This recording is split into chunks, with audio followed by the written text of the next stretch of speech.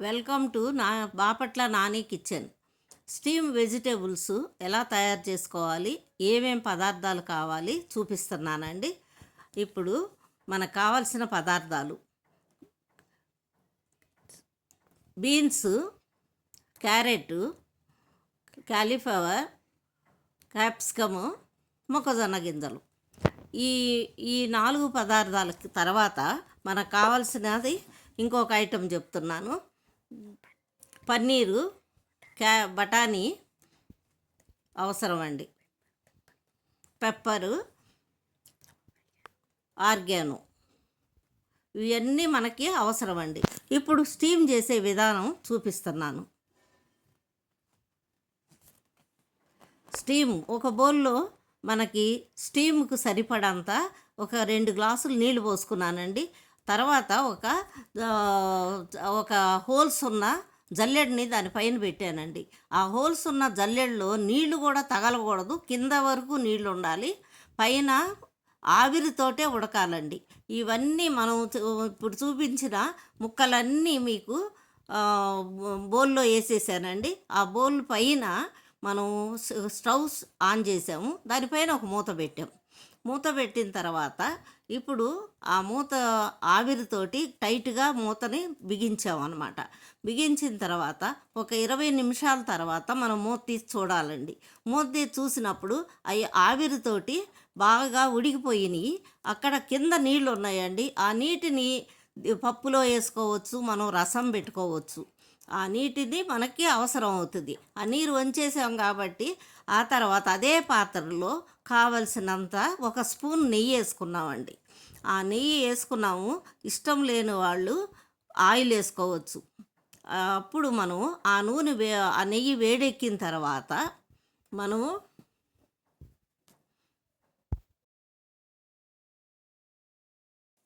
పన్నీర్ వేసుకుంటున్నామండి. ఆ నెయ్యి వేడెక్కిన తర్వాత పన్నీర్ వేసుకుంటున్నాం.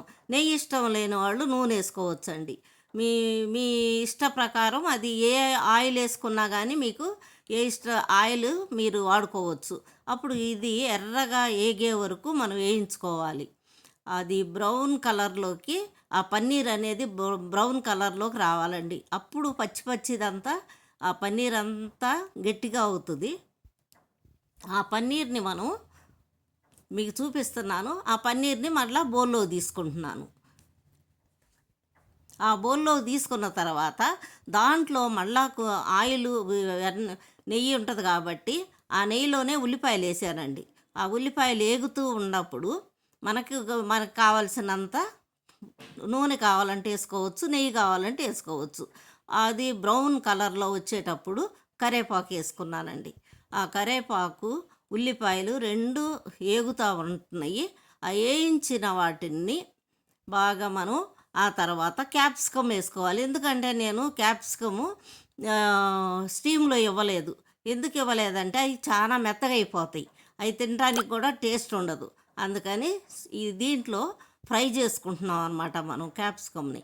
దాంట్లో కూడా కొంచెం సేపు మూత పెట్టి మూతను తీసి ఉడికినా లేవని దాన్ని మనం టెస్ట్ చేసుకున్నాం. ఉడికింది అది. ఆ ఉడికిన పదార్థాన్ని అలాగే దాన్ని కూడా ఒక బౌల్లోకి తీసుకుంటున్నామండి.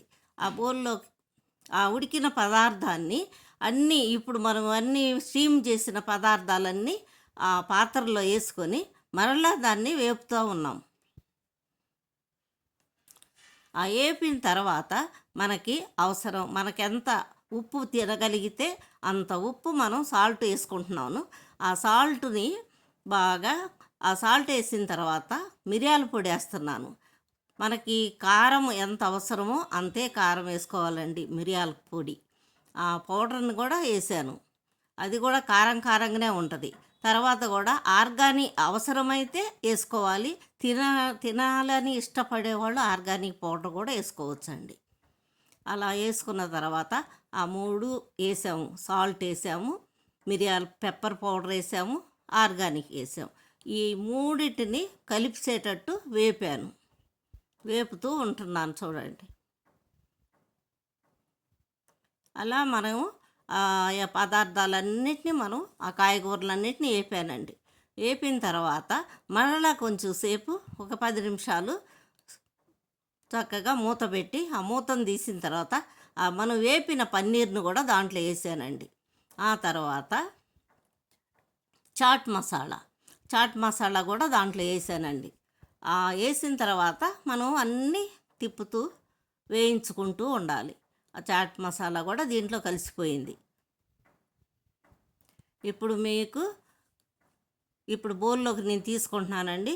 ఇది మీకు దానిపైన కొంచెం లేతగా ఉన్న కొత్తిమీరని దానిపైన చల్లానండి. షుగర్ వాళ్ళకి, బీపీ వాళ్ళకి ఇది వెయిట్ లాస్కి కూడా మంచిదండి.